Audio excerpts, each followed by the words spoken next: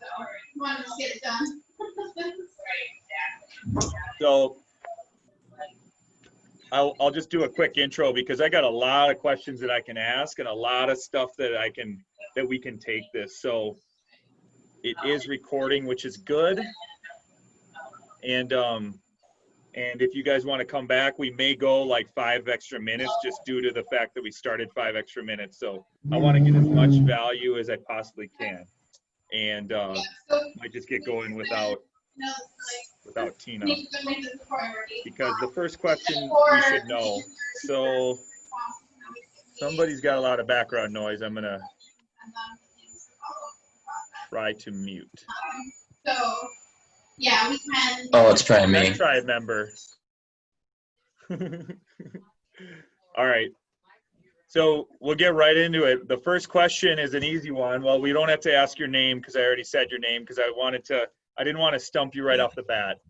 But just to give some context around what you do for your business, love to know what your typical conversion rate is for listing appointments, because there's 2 ways that you can make a lot of sales, a lot of seller listing sales. Is you can go on a ton of appointments and convert a few of them, or you could go on less appointments and convert all of them. And ideally, or in reality, it's somewhere in between.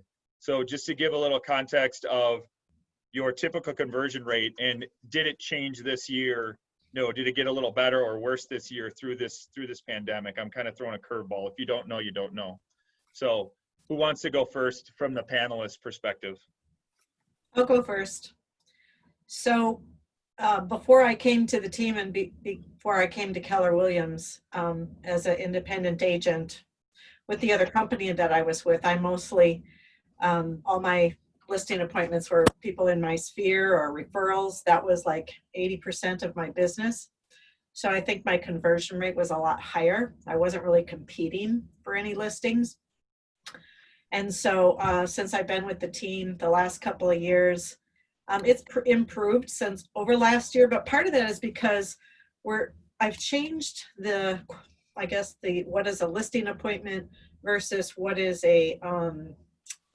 I think what we call them somebody who's not really ready to sell versus somebody who's ready to sell within the next 30 days. So last year I had all these listing appointments and I think my ratio was like 46%. And I was like, holy moly, I'm not really doing well. But a lot of those people weren't ready to sell either. And they like stayed in my follow-ups. And so this year we've separated that.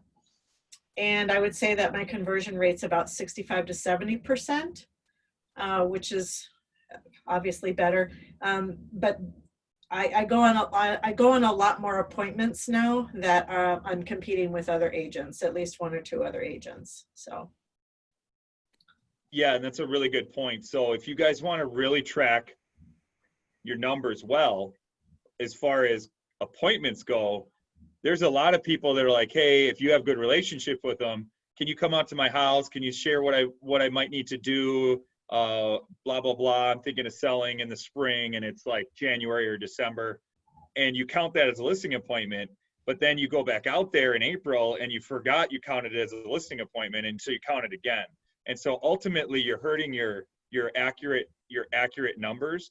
And so we implemented a policy this year. We called it a preview appointment. If they're not ready to sell in 30 days, then we just call it a preview. And then when you go back out there, when they're ready to sell, now did you convert them or did you not convert them? And that's just a more accurate depiction of conversion rate. And that was brought about from our coach too. So thank you for that. Tanya? For me this year with COVID, I feel like a lot of people that I was talking to earlier in the year, everything kind of stopped, which is probably true with a lot of people. So my year so far of taking listings is pretty dismal. I feel like last year might have been a better gauge of that. I don't go on a lot of listing appointments. I don't know what it is. I don't know if I'm having trouble just getting to that point. I don't think so. I don't know. I don't know what it is, but I will say that when I go on the listing appointments, I have a killer conversion rate. It's about 90%. So I think I'm doing it right once I'm there. I'm just having a hard time getting to that point. But I think this year, for me anyway, is really, really different. And it probably is for most people just because of the COVID situation. Although I think that's lightening up a little bit. But I'm still talking to people who want to sell, but they're nervous about, what does showings look like now? And is there anybody going to be coming to look at my house anyway? And so really having to kind of overcome those questions. So I think it's going to pick up. I think for me, my fall is going to be busier than what summer is. And I suspect that's probably true for most people. For sure. Thank you. And so, yeah, and that's the perfect plug for the series. This is a 4-part series. And this one is particularly on the listing presentation. And so if you guys are struggling with either getting listings or what to do from the fact you got the appointment to the appointment, the pre-listing, then we have 1 hour each panel on those specific questions. So Tanya's here because she does have that great conversion rate, and she's able to do that on the appointment. So we can learn a lot from her. And thank you for that. Peter Promisberger. Hello. Can you guys hear me okay? Yeah, you're kind of cutting in and out like you're on Mars, but I know not, that's what not your voice, but your video. I know it's But kind of it's all like good. I don't know what's going on with that, but it's okay. For myself, I started off slow this year, and then it started picking back up, and then from the COVID, it kind of died down a little bit. Just went on my first listing appointment since March yesterday, and ended up getting the listing for it. And I have about 4 or 5 more people that want to list this summer. They kind of took their time because of the COVID. They didn't want to list right away and stuff like that, so I kept in contact with them. So I'm going to be getting some more listings also too. Most of my business comes from past referrals or just referrals or past clients. So I don't really compete very often with listings. I have to obviously go there and sell myself and sell the company, which I do very well. And normally they end up going with me, or they just want to postpone and then try to list later on in the future. Awesome. And then Tina Reddick. She is she's running her team with her husband now, and also taking on duties of assistant team leader for the office. But what the question was, just basically your conversion rates around listing appointments to listings taken. So I think you already know this, Scott, but so I fortunately have 100% listings taken, or listing appointments to listings taken. With that being said, the vast majority of my listings that I do take, I've taken 11 so far this year, are referrals of some nature. I've noticed that they've become kind of further off, like they're not necessarily within arm's reach. It's not like a family member, but it's a friend. So I have this year more than ever probably had to, or have competed, I guess, but have been lucky enough to still win every listing that I've gone in. So it's not like your arm's length, but it's my arm's length away. Yeah, probably more like your arm's length. Right, yeah, good. just like that. The best part of Zoom is I can see everyone like at the same time. So I keep score who laughs and who doesn't.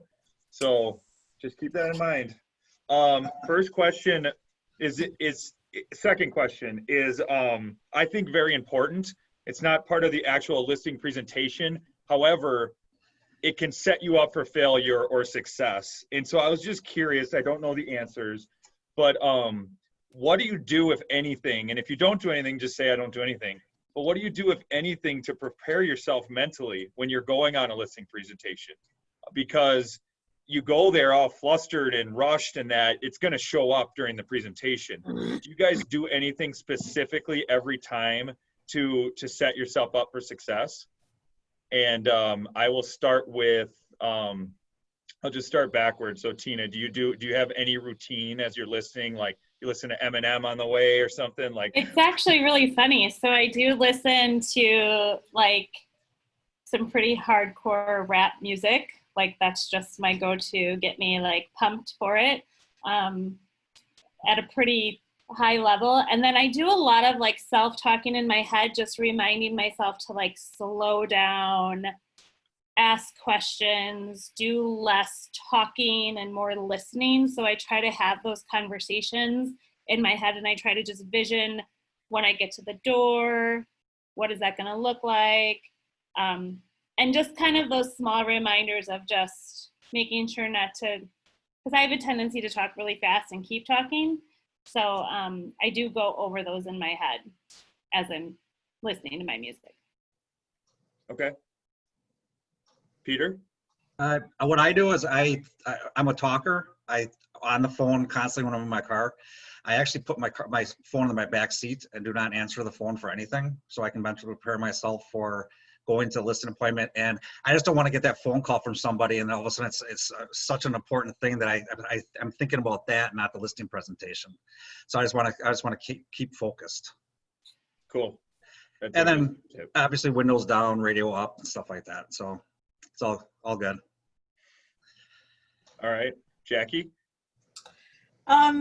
You know, I think that being prepared and not, you know, having time, knowing that I've prepared ahead of time, and then just, I think more so on the appointments that I know I'm in competition with. Reading, you know, we have a pre-listing packet, and in that packet is a page of testimonials. So I'll just read what people have wrote about me and think, you know, how whoever I'm going to be with would be lucky to have me and us represent them. So I just kind of come with that mindset. And sometimes I just picture in my head the sold sign, you know, kind of in front of that.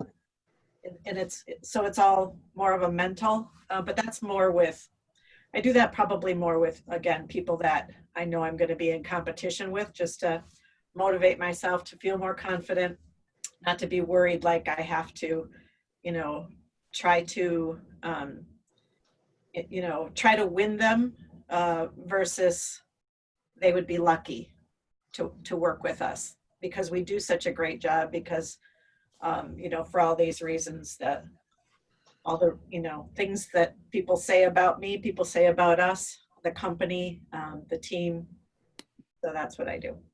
That's awesome. And that matters, like, matters big time, because that shows up instantly with how you would once have shaken a hand. It shows up with your demeanor, your smile, your energy. That's awesome. Tanya, do you do anything specifically? Well, it's kind of along the lines of what Jackie was just saying. Most of you probably don't know this, but I have quite an extensive theatrical resume. So I've done a lot of stage work in my life. And I remember a director told me one time when I was freaking out trying to remember, you know, 3 hours worth of a lot of lines. And the director told me at that time, if you know your story, what's there to worry about? If you know your story, your character's going to come through. If you know your story, you'll get the lines out. And I kind of apply that to listing appointments, or buyer appointments for that matter also, in that if I've done the work ahead of time and I've really prepared and I really know, I know the statistics, I know the neighborhood, I know everything I can possibly know about that client. If I know my story, then I will automatically have that confidence in myself and what it is I'm trying to teach them about what I can do. So I think it's a lot of confidence building, but it's also a lot of having faith in yourself and knowing what it is, knowing your product basically. So that's kind of my thing. That's cool. That's a nice niche that you have, and a good tip that people could use, you know, take from an outside industry into real estate. Mm-hmm. So I would just add one thing, and I think well, I know at least 2 of the people on the panel suffer from the same I don't know what it's called, but we like to pack every minute of the day.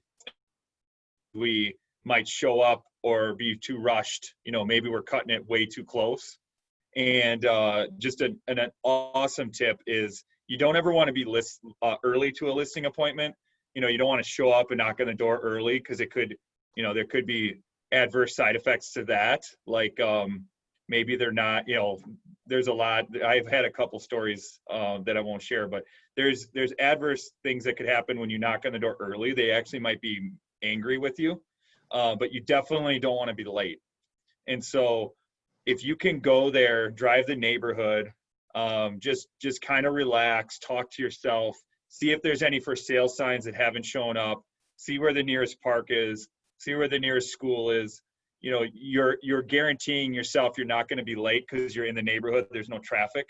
That's a huge tip, to just like show up calm and ready and right on time. Not early, not late, but right on time. So That's once you're there and you knock on the door, the question here is, do you have the same order to your listing presentation every time? Meaning you talk about the same stuff. It's strategic. It's a script. It's a presentation. And if so, what is that order, and why do you do it that way? And if you don't have an order, then why do you do it that way? So just talk us through what your listing presentation looks like and why. So who wants to take that one on first? Because that's more of a meaty question. I'll talk about that. Part of that is determined by the pre-qualification script that I go through with the person I'm going to be meeting with prior to the appointment, because I learn about their personality type at that point. I learn about their motivation, and I learn about their expectations. So that kind of sets my presentation to either be a longer one if they're analytical, because they want data, they want information, and the more that you give them, the better. And if they're a high D, they're fast decision makers. They just want your confidence. They want the bottom line, and they don't want a long presentation. So I do have a presentation and I do have a system, but what I do when I'm there is based on who they are and what I know ahead of it. So I will take a tour of the home. That would be the first thing that I do. And that's probably, I don't not do that in any case, no matter their personality. And then there's times I haven't sat down at the table. We've just, a high D likes to talk with their hands, likes to move around. So I wouldn't like sit down while they're, standing up and being more active. So, I might just talk about, I usually know their thought about price before I ever get to there's only a small percentage of people that I do not know their expectation of price. So it's not a big conversation when I get there, unless we're way off. And so it's walk through, I talk about the company. We have a pre-listing packet, so there's just an order of that packet that I might hit certain things if I know that it's going to be important to the seller.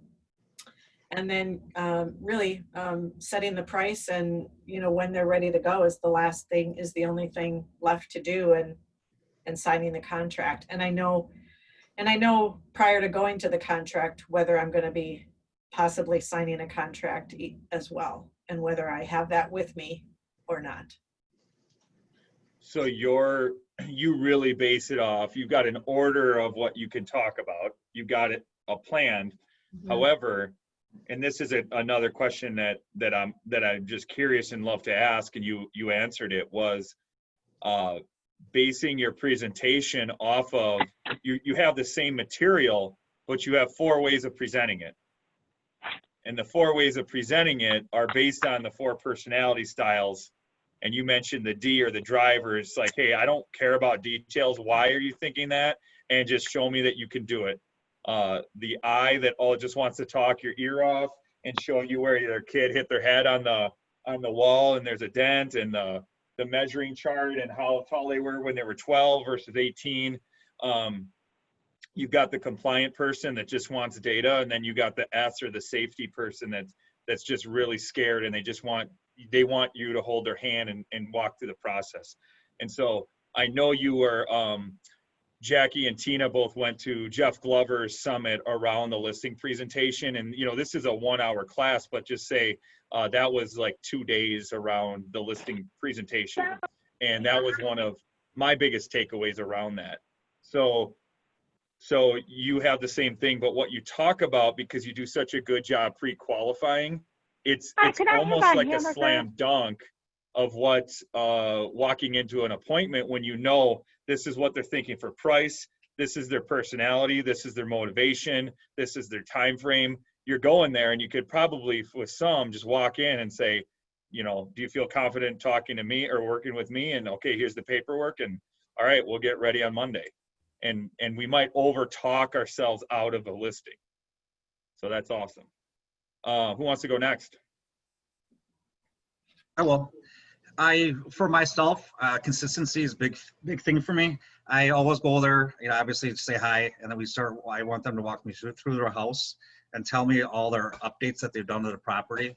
And I write everything down in my red book. So I have all my notes with it. And then we usually go into the kitchen, sit down, and make sure that both people or one person, whatever, sitting directly across from me, so I can start giving them information. And I always take my red folder with me, not the black one, it has to be red for some odd reason.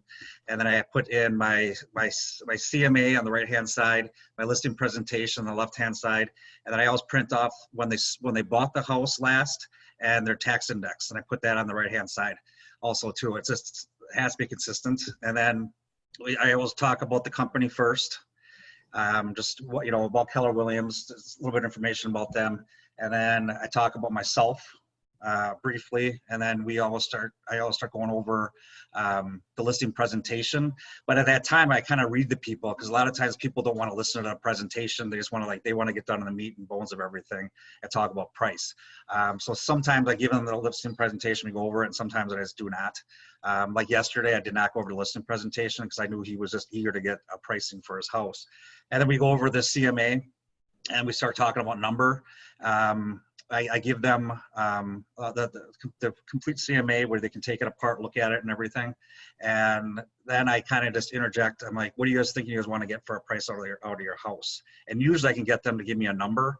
And it's usually the same pricing that I'm kind of thinking also too. Like yesterday's listing presentation, I told him $399.9, and he's like, yeah, that's exactly what I was looking at. But he's like, I was trying to, maybe can we go a little higher, like $415? And I said, we can do that. But if we're not getting any activity in a couple weeks, then we're going to reduce it. So that's what I normally do all the time. It's all about consistency. So yeah, that's very impressive. Of every time it's that you know exactly. I mean, even the confidence will show up. Like you're probably grabbing papers and you're not even looking, and they're like, right, well, this isn't this guy's first rodeo. Like he knows what he's doing, and you're showing confidence. So right, would you share that folder if anyone on this call asked you, you know, or talk through that? Would you be willing to like kind of share what that looks like? Yeah, of course, for sure, definitely. I asked you that because I knew you were going to say yes. Of course. Yeah, Tina or Tanya? You know, I do a lot of the pre-qualifying also. Again, that just goes to knowing the client before you even walk in the door. So I try to find out everything I possibly can. I do, let's call it not stalking, but investigative work on social media. I find out everything I can. When I get there, the first thing I do is ask for the tour. I want to show them that I'm excited to see their house, regardless of anything else. But then, you know, from what I've learned from the pre-meeting conversation, I kind of tailor what I do to what I find out about them. Again, if there's somebody who just wants details and information, that's what I go with. If they want, if they haven't sold their, you know, a house in 30 years and they really want, I can tell they want education, then that's what I give them. My presentation is all electronic, so I bring my laptop. It's one of the fold over, and I run it. It's a PowerPoint, so I don't need Wi-Fi or anything like that. But the good thing about doing the PowerPoint is I can drag and drop slides, obviously, before I go, and I put slides that are relevant to them and their situation. For example, if I've learned that they love dogs, I'll bring dog treats, and I'll also put in a slide about showing your home when you have animals.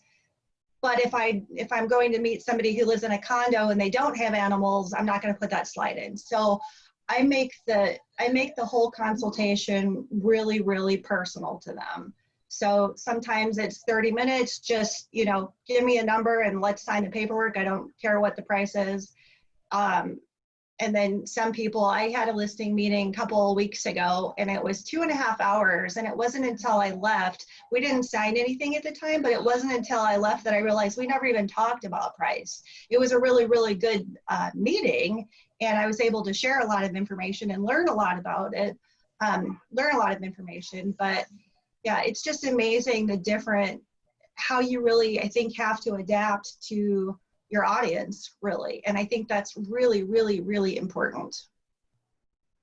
So I agree 100%. And like, what if you realize that one time you got a listing because you brought a dog treat? And I definitely think that that's not out of the realm of possibility. Let's say she's meeting, the seller's meeting with 3 agents. One of them brings dog treats for their dog and the other 2 don't. You know, who do you think they're going to remember when they walk away? and I think it's a simple things like, how can you stand out just a little bit from everybody else? And I love that idea. So personalizing it. Tina?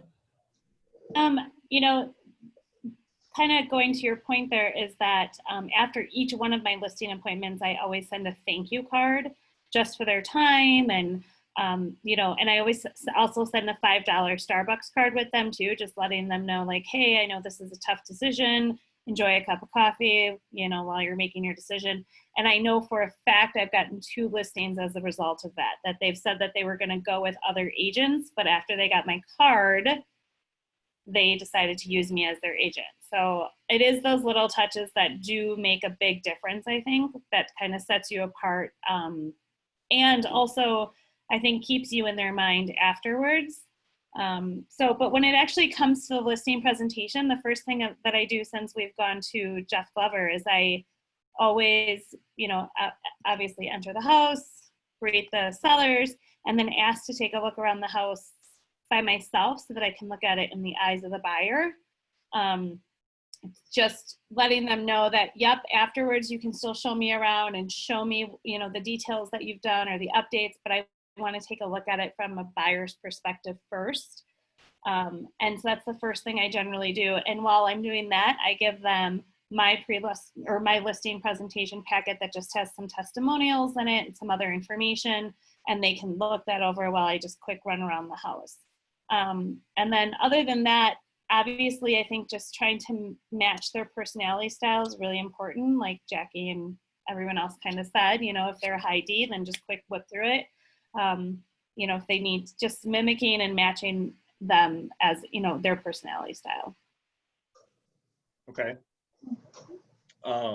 Perfect. Well, and we'll dive into that a little bit deeper with the next question. This is pretty quick one is like, do you guys have a standard? Well, actually, before I move on, Tina, I want to dig in a little about you walk. So just so everyone's clear, her system is that she does the tour by herself, and the sellers sit at the table twiddling their thumbs, wondering what just happened. This girl just played a mindset voodoo trick on me. What's going on? And so, question 1 is, how long have you done that for? I started doing that right after Jeff Glover last year, so that was July of last year. Okay, and how many times would you say you've done it? Like about? I know I've done it 11 times this year, so, and probably, you know, maybe 6 or 7 times the last half of last year. Okay, so have you ever gotten pushback on that, or have you ever had a seller or say, what do you mean I want to show you all of this? I do. I mean, they do, you know, they're like, well, I want to show you what we did in the bathroom. And I always, you know, I always say, yep, we'll get to that, but just let me look at it, you know, get the first impression from the first time from the eyes of the buyer. That way I can come back with any questions, and then we can definitely take a tour afterwards and you can show me around. So that's usually, and they're usually okay with that. I just think I really stress the importance of you're not, Mr. Seller, you're not going to be there to explain, everything that you remodeled your bathroom in 1987. So I need to be able to just take a peek at it first and from the eyes of the buyer. And they are generally okay with it. But I do, I would say probably 60% of the time have to do a circle back again with them so that they can show me certain things in the property. Okay. And just what, so with that, it's like, one, it saves time. If these people that create these systems, like Diana Kokoska, who was the CEO of MAPS Coaching, she wrote Bold. She was going on, 200 listing appointments a year. So she did it to save time. That's her script, was let me see this house through the eyes of the buyer. And then once we work, you can show me every single detail for the write-up. And Jeff Glover implemented this because his team sells 1,000 homes a year, and he's just out. He might do 6 listing appointments on a Saturday. And so from a necessity standpoint, it's not an option for them. For Tina, it's probably a little bit of time, but also it's clearly working and effective for her. And so you don't tell them this beforehand. You just tell them that like right when you get there? Yeah. Or do you mention it I don't before? tell them before. Okay, cool. Well, thank you. I mean, it's a tip. I've never personally tried it, but there have been people in this office that do that and do it religiously. And so I hope you're gathering, like, there is no one right way to do this, but what's really important is to have a system that you can be confident with, and to play on what Tanya said, knowing your story, knowing your system gives you a ton of confidence. You're not having to worry about that because you have the 80-90% of the system is the same. It's just how do you tailor it, how do you customize it. And just real quick, do you guys have a typical length to your listing presentations? Do they, you have like the oddballs that are quick, the oddballs that are long, but how quick are or how long do they typically last? I generally feel like if I'm there more than 45 minutes to an hour, that it's just we're not making any progress. So I try to keep them, because we've done so much work on the front end of pre-qualifying and talking it over with the seller, understanding their motivation, which I think is such a key part, how motivated they actually are, that by the time you get there, you really should be just viewing the property and going over paperwork and maybe discussing price a little bit, but you should really have most of the work done on the front end. Do you usually do one step, meaning you go the paperwork right then? Yeah. What? I only do one step. Okay. I've actually just had my first 2-step, and that was just the listing that I just took. All right. Peter, how's that look for you? Mine's 45 minutes to an hour also too. I agree with Tina. Most of the work should be done, prior, and it's kind of just maybe it's a meet and greet type thing, go over some paperwork, look at the house. So mine's 45 minutes to an hour. I always do a 1-step now. I used to do a 2-step, and that was not good. I had sellers that were mad because I didn't bring like a CMA or anything with me. I lost listings because of that. So now I just do a 1-step and that's it. So I bring everything with me, a listing contract filled out. I bring a CMA, my listing presentation. I just bring everything with me. Cool. Tanya? Again, it depends on the client. If I gather from talking to them before that they're going to want to know a lot of information, I will say, could you allow me 45 minutes to an hour to go through everything, knowing that I'm going to go step by step and I'm going to talk about every marketing detail I plan to do, and I'm going to be super thorough. If I can tell that they just want to get down to brass tacks, then I'll tell them, could you allow me 30 minutes of your time to come over and, talk about how we're going to do this. So even that for me is kind of a case by case situation, depending on what the client is, what I feel like they're looking for. Cool. Jackie? 1 step, always a 1-step, and they're shorter if it's just a preview because they're not ready to list. And so I'm just continually trying to get it less and less time. I think if it's more than an hour, I'm spending too much time there. And yesterday I had a listing appointment. It was 40 minutes. So that was actually pretty good. But I like to get it to like between 30 and 40 personally. With signed paperwork? No. Okay. No, and that we don't, typically the only, we can do that digitally. So, unless they're ready, and I know that they're ready, and so then I have it with me, and then that, of course it would take a little longer. Okay. Ask you a quick question.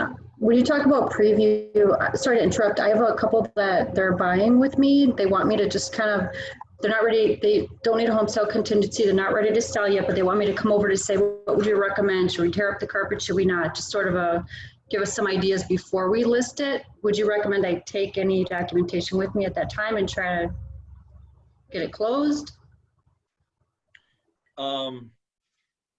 That's pretty hard, I think, in general, because we have a rule where, delayed is only 2 to 3, maybe it's 3 weeks now. So if they could fix all the work in 3 weeks, then yeah.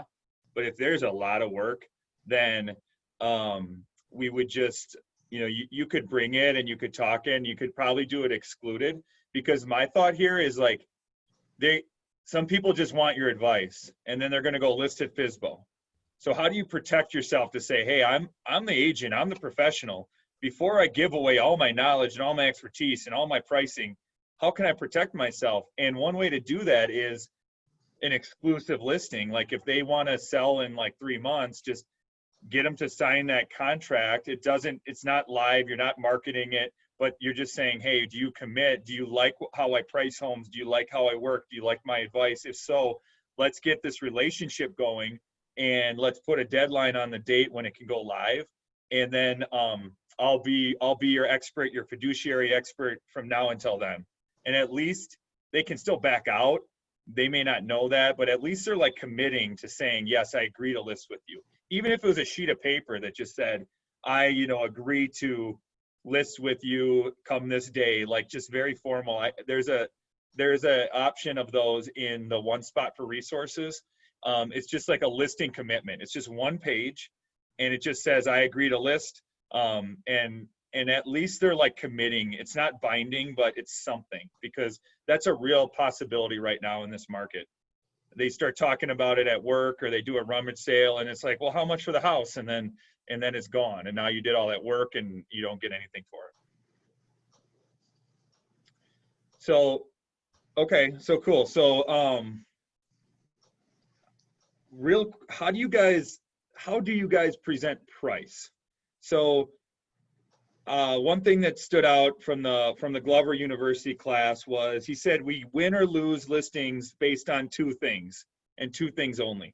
And it's how well you present price, and it's how well you handle objections. And so objections is going to come next week, Tuesday. But specifically, do you guys have a system around how you present and prepare price? Because there is it's not a exact science. It's a science and an art. So just curious where you guys are at with that. I do a couple of different things. In my initial phone call with them, I ask them straight up, what do you think your home is valued? Have you looked at different properties on the market? So I kind of know where they're coming from to begin with. I also do a really good market analysis for my own knowledge, and I don't necessarily share that with them right off the bat because of reasons like you said, Scott, of doing all the work, giving them a price, and then tomorrow they list at FSBO. So I'll do a market analysis and I'll give them just a statistical page of the CMA and say, these are the comps that I'm looking at, but I take other things into consideration too, not just price per square foot, but I really tell them, that I use a lot of different methods to come up with what I think is a reasonable price for what the home will sell for. And then I also, in the consultation, in the appointment, before we even talk about pricing, I let them know that one of the things that they can depend on from me is knowing that I'm going to be honest with them, even if I don't think they're going to like what I say. Because, and I tell them, I'm not going to, if you tell me that your house is, you want $500,000 for it, but clearly it's a $300,000 house, I will be honest and tell you that's my opinion. You may not like that, but you're hiring me to be realistic and honest with you, and that's what I promise to do. So I set it up from the beginning that I'm going to tell them what I think.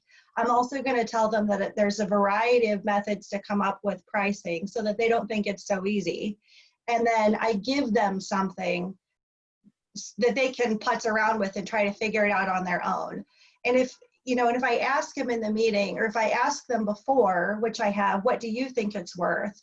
And lo and behold, the market analysis kind of supports that, then I'll drive it at the meeting that, you know, we're in agreement really, because this is what I've come up with, and that's pretty much what you've said. So here's the contract, let's sign it. If it's pretty far apart, then, you know, then I set it up at the appointment saying, now that I've seen your home, I'm going to go home and really crunch the numbers again. Now that I know all the details about your home, and really compare them to the other ones that I've used in the market analysis to see if I can get us close to an agreement on price, and then do it that way. But I always go prepared with what I think. That way I'm ready to go if they want to. But I also have a contingency plan if they're not ready. So I don't know if that's helpful or not. Yeah, it is. It is very helpful. And if you guys, I don't know if you guys caught this, but she said she sets that expectation up front. She gets their agreement. They're not looking for a friend for 6%. They're looking for a realtor that can sell their house at 6%. And so getting that agreement on the front end and saying, do I have your permission to be honest with you, you know, to tell you what I think, because I would rather let you down now and tell you a price you may not expect than let you down in 6 months when it's not selling. And just get that agreement either on the phone and in person. But that's a really good way to set that up, because they're not looking for you to just sugarcoat and not be confident. They're looking for you to go in there like a boss and just share what you feel as a professional. You do this every single day. So that's really good advice. Who wants to go next? I do a lot of what she said as well. And I think that most of the time I do know their expectation of price. And so it's really either sitting at the table and saying, I agree with you, and this is what I've found, or putting the information in front of them and saying, based on this information, where do you think your house should be priced at to be competitive, after we've looked at all the data. And then if they still have a pie in the sky, then it's going to the objection handlers, which is next week. So it's really important. I don't know. I mean, Peter's brave that he does it at the appointment. I just don't like to be surprised. And sometimes people have said, well, that's what I'm having you come out for. But not most people will give you that information if they have a thought about it, or if most people have looked on Zillow. Most people give you that Zillow number. And so I always know what Zillow says when I get to the appointment as well. And then sometimes I have to talk about Zillow, where they get their information from. And like she said, there's many different ways that you can come up with price. An appraiser, price per square foot, you know, just looking at what's sold in the neighborhood, the demand versus, you know, what's available and things like that. So it's a dance. Yeah. Add something to what Jackie was just saying. I think that it's I really like how you pointed out the Zillow thing, and how, you know, there's so many different ways of coming up with price. And I actually have a slide in my listing consultation where I say the price is not, and it's a whole page, you know, bullet points of what it is not. It is not what your neighbor says. It is not necessarily what another agent says. It's not what your neighbor, your step grandfather says. It's what a buyer is willing to pay for it. That's what it's worth. And so when you lay it out for them of everything that the pricing is not, and then show them what it is, to me, they have a hard time then justifying their out of reach price. So I think that's helpful also. And I think what Jackie said was good about, you know, you're armed with the Zillow and you're armed with other things about what it's not. So thanks for the reminder on that. I think the one thing that's kind of much different than what I've done, how I've done real estate in the past, is right now, like, properties are obviously selling for significantly higher than what they ever were before, and buyers are willing to pay crazy amounts of money for homes. So I always try to come in from the perspective of, you know, yes, we may be able to find a buyer at this price just because there's such a shortage of inventory, but we're always going to have the appraisal to contend with. And so I make sure that they're fully aware of that part, that piece of the transaction. But when it comes to actually having price, again, I go back from the Jeff Glover way that they do it, providing 3 comps, providing them to the sellers, and asking them to go through them piece by piece. You have, you know, an MLS data sheet that you've highlighted, and you've asked, you know, how many bedrooms does this one have? How many square foot? You know, what's the square foot? You know, all of those pieces, and then comparing them to their property, and, you know, and then, you know, having the question of, okay, if you were a buyer in the market and you were looking at these 3 homes and yours was on there, would you pay that price? And generally they can come to that own determination on their own, you know, saying, well, either ours is better, or no, they've got this, or, you know, and you can have that conversation, but you have the data. I always make sure there's always data based and not my opinion. And I feel like if I always keep it from that perspective, it makes the conversation go much easier. So that's huge. Data will tell a story, and let the data do the heavy lifting. Mm-hmm. And so, you know, can you blame the data? Can you blame the market?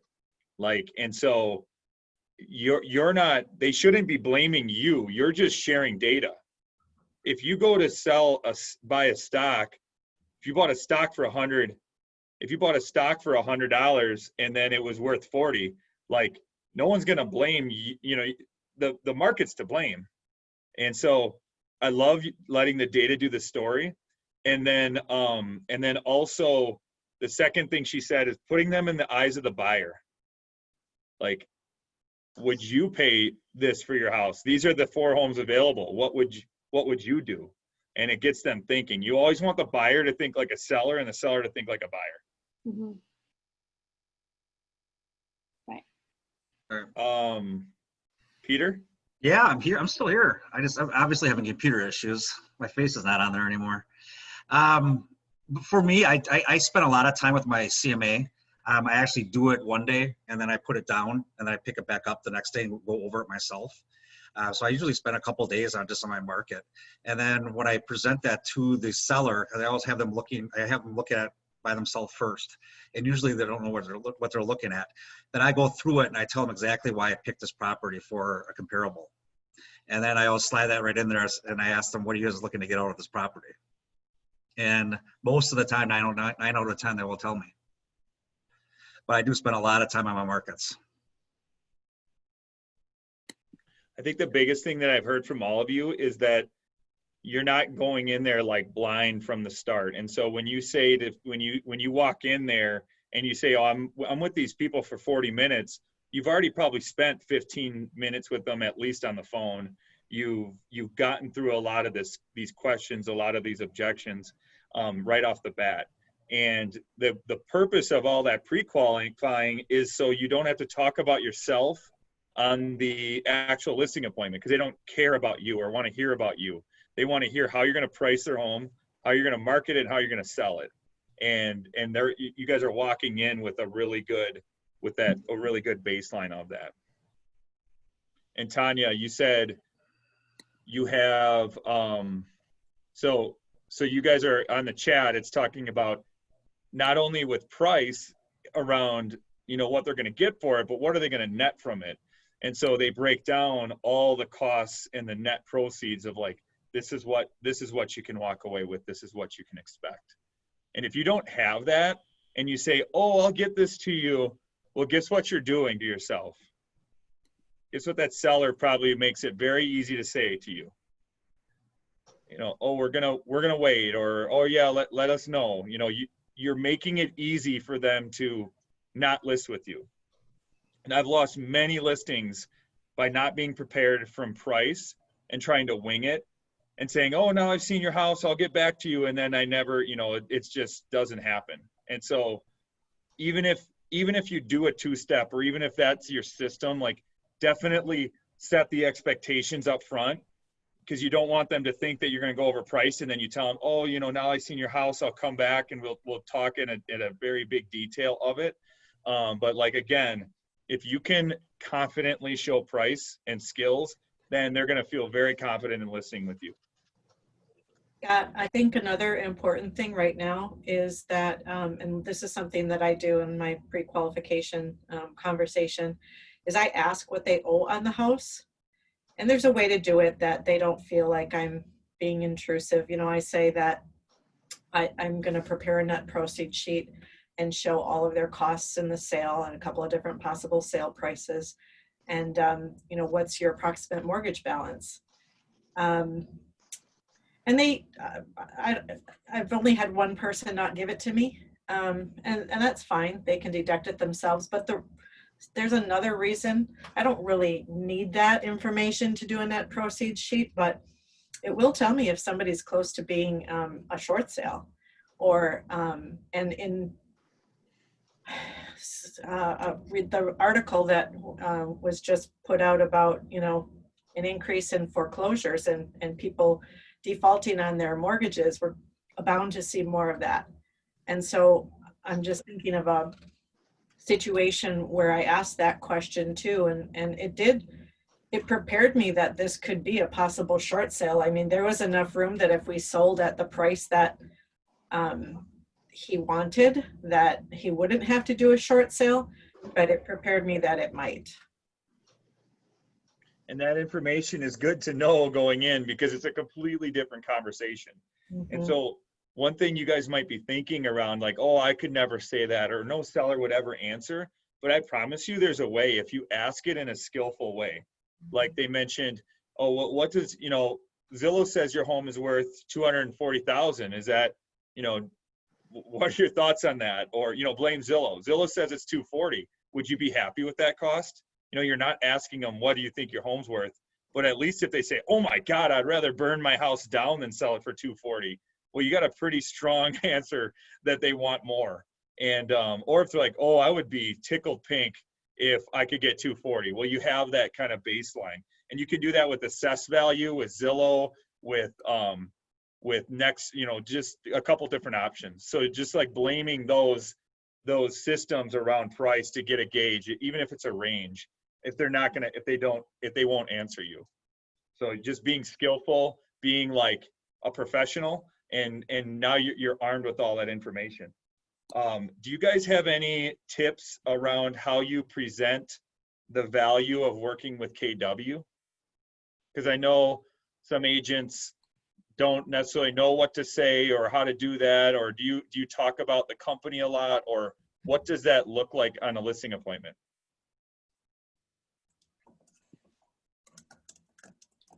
I just discussed that, you know, that we have, you know, the largest number of agents in MLS in Waukesha County, and that, you know, we do a lot of networking within each other, that we have private Facebook groups that we discuss upcoming listings, or that we are also, I think not necessarily upcoming listings, but I think the buyer needs is a huge thing.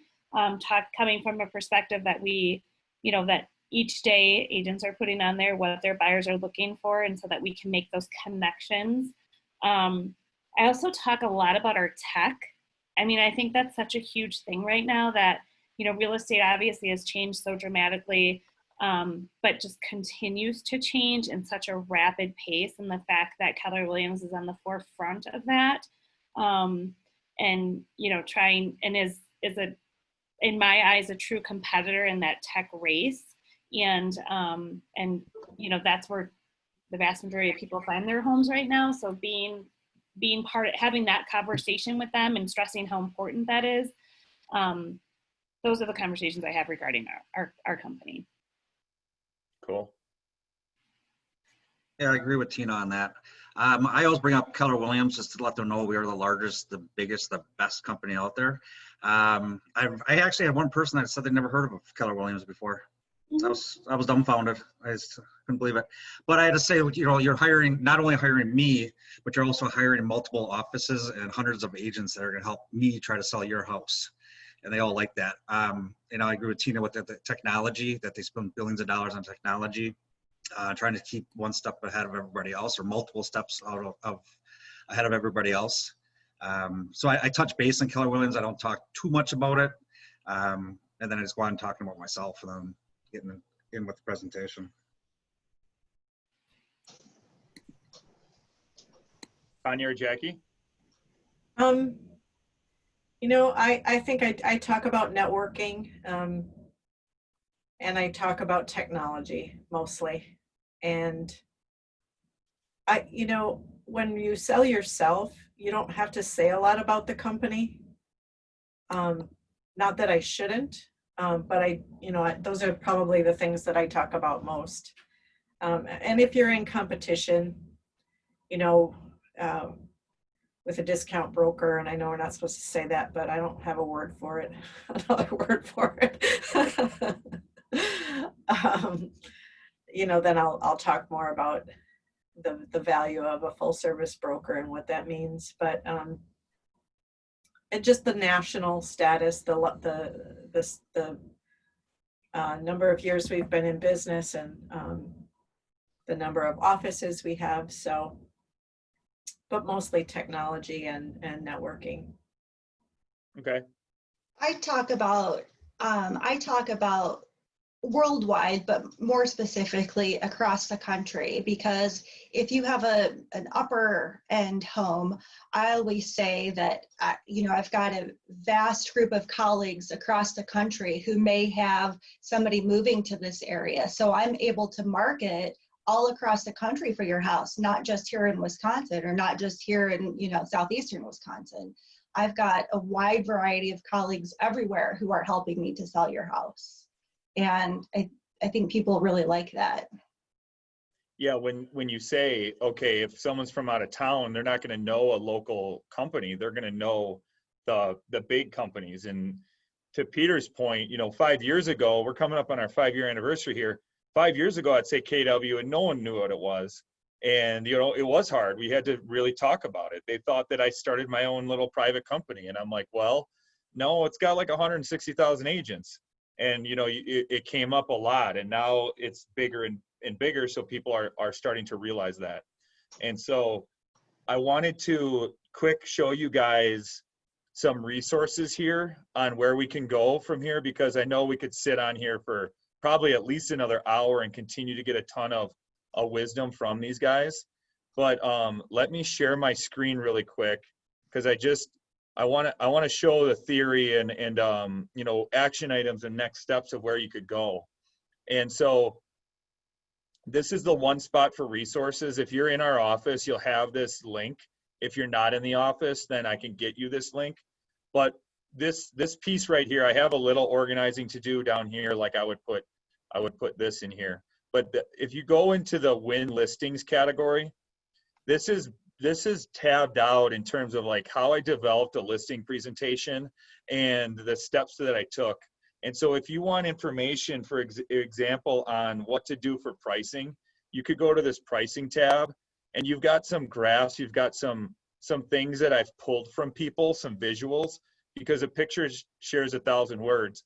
And what this looks like, this is a 60-page packet, and you just combined it like probably a dozen different realtors what they talk about with price. So everyone has their like listing presentation. Well, I pulled out the pages that were only talking about price. And so this was Chris Heller. This was his 2 or 3 pages on price. This is what Keller Williams had at the time. And this is what Tanya was saying, like what, it doesn't matter what you paid, what the other agent says. And so if you want to have like 60 pages of potential visuals and how to tell a story around pricing, you know, this is what you would look at to get you a gauge. And really, you're not going to want to have like more than 2 visuals on any one thing. And so this is chunked down in that sense where you have, okay, when you talk about marketing, same thing. There's marketing ideas, there's marketing checklists, there's little things you can do. And when you talk about, if you want to start talking about yourself, which I wouldn't recommend doing too much because again, I don't think anybody cares. But there's staging, there's the pre-listing packet, commission objections, and a lot of stuff in here to get you the ideas flowing and to start saying what works for me, what would be my like little niche and the way that I could do it in my system. And there's nothing more important that you can do than really nail this skill and this art and practice it. And so I would highly encourage you guys, like I said today at the meeting, just you're a professional, and this is like our every listing appointment is like the playoffs. There's nothing better you can do for a use of your time, a return on investment, than go on a listing appointment. So let's set yourself up for ultimate success. So Scott, and you know, your last thing was, you know, what's a tip that we have, and you just kind of said it. I mean, my tip for listing presentations is to be prepared, you know, just like the sports team is prepared and they have a game plan, that you have a listing presentation, that you're prepared, and that you just keep improving your process. It's as simple as that. And I know Jackie's come back from some super prepared and got a listing because of it. Or I didn't think they were going to sell or want to sign, and I prepared the documents anyways, and they ended up signing. And so it's really nice to see what that looks like. Do you guys have a last word or your best tip to a parting way to help these guys out? I think my tip is just to listen, really listen. The best salespeople are the best listeners, honestly. I mean, if you just listen to their needs, listen to what they're looking for, and you're really dialed in and you're listening and you're not thinking about responding, but you're just really focusing on just listening, you'll come off very genuine, which is what I think most clients are really looking for, is somebody who's really genuine and who's really looking out for their best interests and not just interested in the transaction. That is amazing advice. 2 ears and 1 mouth. That's right. Mm-hmm. Peter? Mine would be confident and be prepared. And then, like Tina said, just listen to the people. I also wanted to bring up a fact too, that I do a marketing plan that I give to the person at my listing presentation. So it sets the expectation of exactly what's going to happen from week 1 to week 2 to week 3 to week 4. And they really like that a lot.